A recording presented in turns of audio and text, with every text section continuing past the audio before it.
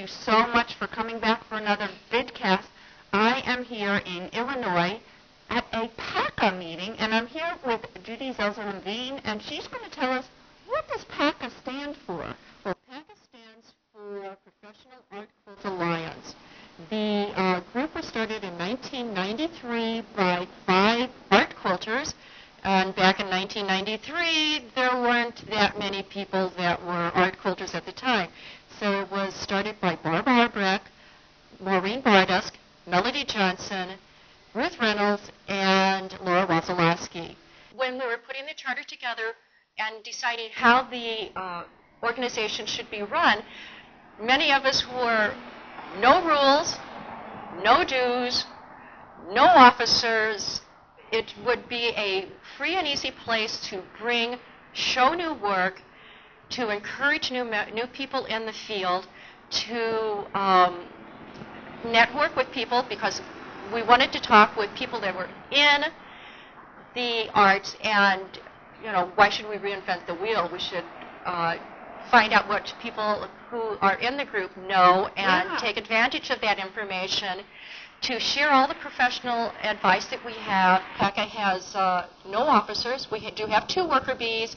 We have a newsletter editor, and we have a treasurer, and that is it. So they do have dues now? We do have dues, and we needed the dues to pay room rent, right, and to pay for the newsletter. We no longer have the paper newsletter, but now what we do instead with our money is we run retreats twice a year, one in the fall and one in the spring, where the members can come together and work on work that they have started. We have some members who will demo some of the things that they would like to instruct, have been asked to instruct to the group, and you can just also come and just sit and knit if you want. Wow. So it's a very loose organization, very loose, relaxed retreats. And then it does seem like a very relaxed and a very giving group. I mean, they're very generous with their information. Extremely generous. Encouragement and inspiration. So let's go take a look at some of the show and tell. Great. This one is my orchid piece that did win first place at the Miami Orchid Show, and it is called Mahalo, which means thank you in Hawaiian. I like to marble, and these 2 garments and wall hangings are of fabrics that I have marbled. On the far, my left, is called Black Dahlia. It's a piece of fabric that's been marbled twice. The jacket here is called Spring. I'm inspired by things that have to do with nature. And this is silk, and it's called Rippling Streams. This piece is titled Chapter 19. You guys said keep going, keep doing it. So I did, and then of course it got in this year. Oh, inspirations, of course, for all of us come from everywhere, but quite often from nature. But again, with often the photographs that I take, they end up often being family members, and so I have many of my quilts have been rendered from that photograph. I draw my inspiration from old rusty bits. Mostly from architecture. I work a lot with refugees from Africa. I have the opportunity to see them in a lot of their traditional clothing and go into their homes, which are decorated quite differently from here. From food, which I love, music, art, people, just scenes I see in my community, magazines, books, a word, a song. I'm Stephanie Nordland, and this is the 6th in my Joy series. It's called Joyful Garden, and it's the first one that I have taken and kind of redrawn, not using the exact original blocks from the Joy series. This is a Lonnie Rossi fabric line, and it was her firecracker quilt that I changed around a little bit. The next piece is actually Lois's fabric. It was one of her Rust Tech pieces, and then since Bonnie was coming, naturally I got to bring the stuff that she taught me. This is her daughter. Actually, her face, she got wrinkled. I think she needs some Botox there. My husband called her Britney Spears for a while before she had hair and everything else. This is my orchid quilt that was won 2nd place at Miami, Florida at the Worldwide Orchid Show. And this one is my new quilt that I had just finished called Good Morning, with morning doves and morning glories. Having a positive mental attitude about everything and keep going forward. Just perseverance. Filling out the applications correctly. Doing things very well and very innovatively. Make really good quilts.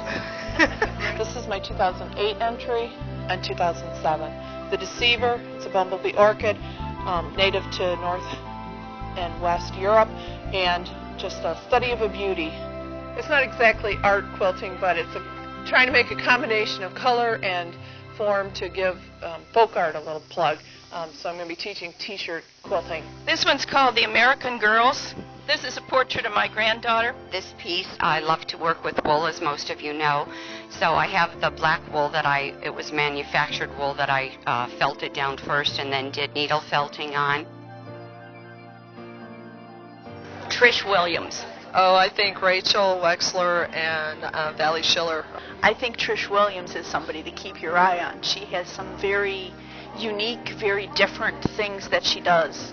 Marty Hubner is very, very quiet, and I think everybody's going to be surprised as we go along what she produces. I think I would say some free motion applique techniques, and I think Mary Jo Bowers would be the person to talk to about that. I'm Marlene Woodfield from LaPorte, Indiana. Another group that I belong to issued a challenge for us to create ourselves in black and white. So this is the rather matronly Marlene. Next, she's going to show you the real me. The next one could be in color. So that's the real me. This is my cat quilt that's called Cat in the Rustex Wind. This is done with rust-dyed fabric. And then I also have been fooling around with paint sticks and my silk scarves. This was done last fall. These pieces go together here. These are in a series, the little tubes, and they go as a fan shape. They get hung on the wall as a fan shape.